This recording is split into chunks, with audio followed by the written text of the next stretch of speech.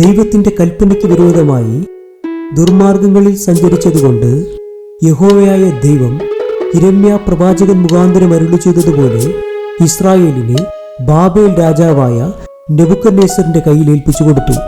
Nebuchadnezzar രാജാവ് അവരെ ആക്രമിച്ച് അടിമകളാക്കി. യഹൂദ രാജാവായ യെഹോയാക്കീമിനെ ബന്ദിയാക്കി കൊണ്ടുപോയതിനോടൊപ്പം യെരൂശലേം ദേവാലയത്തിലെ പാത്രങ്ങളും കൊണ്ടുപോയി ശീനാർ ദേശത്തെ തന്റെ ദേവന്റെ ക്ഷേത്ര ഭണ്ഡാരത്തിൽ സൂക്ഷിച്ചു.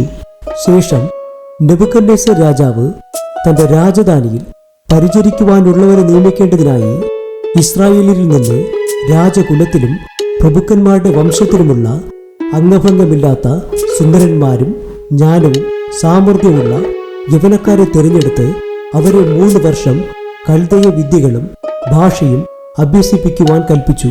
കൂടാതെ അവർക്ക് രാജഭോജനത്തിൽ നിന്നും രാജാവ് കുടിക്കുന്ന വീഞ്ഞിൽ നിന്നും നൽകണമെന്നും കൽപ്പിച്ചിരുന്നു.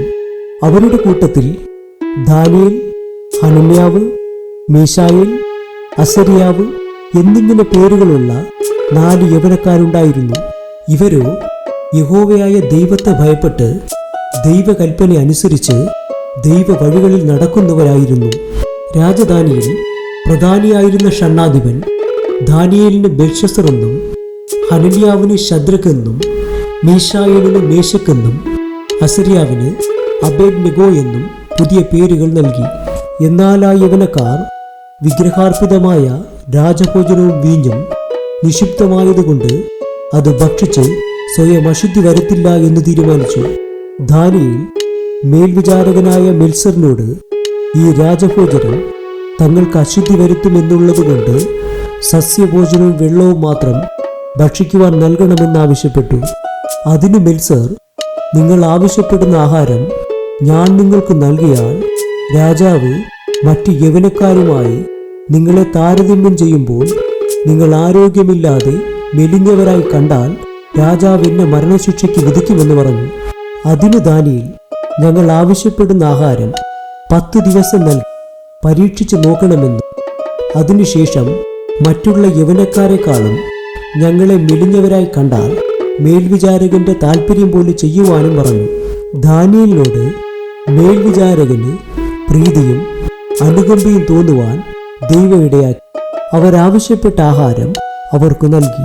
10 ദിവസം കഴിഞ്ഞ് സമപ്രായക്കാരുമായി അവരെ താരതമ്യം ചെയ്തപ്പോൾ രാജഭോജനം ഭക്ഷിച്ചിരുന്ന യവനക്കാരെക്കാളും സുന്ദരന്മാരായും അവരുടെ മുഖം പുഷ്ടിയുള്ളതുമായും കണ്ടു.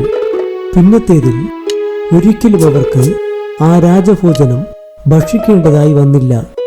ദൈവം അവർക്ക് സകല വിദ്യകളും അഭ്യസിക്കാനുള്ള ജ്ഞാനവും സാമർഥ്യവും സൗന്ദര്യവും നൽകി. ഒടുവിൽ രാജാവ് നിശ്ചയിച്ച 3 വർഷം തികഞ്ഞപ്പോൾ എല്ലാവരെയും രാജസന്നിധിയിൽ കൂട്ടിവരുത്തി രാജാവ് പരീക്ഷിച്ചു. ജ്ഞാനത്തിലും വിവേകത്തിലും മറ്റുള്ള യവനക്കാരെക്കാളും 10 ഇരട്ടി മെച്ചപ്പെട്ടവരായി രാജാവിന് അവരെ ബോധ്യമായി. അങ്ങനെ രാജാവ് അവരെ രാജധാനിയിൽ പരിചരിക്കുവാൻ നിയമിച്ചു.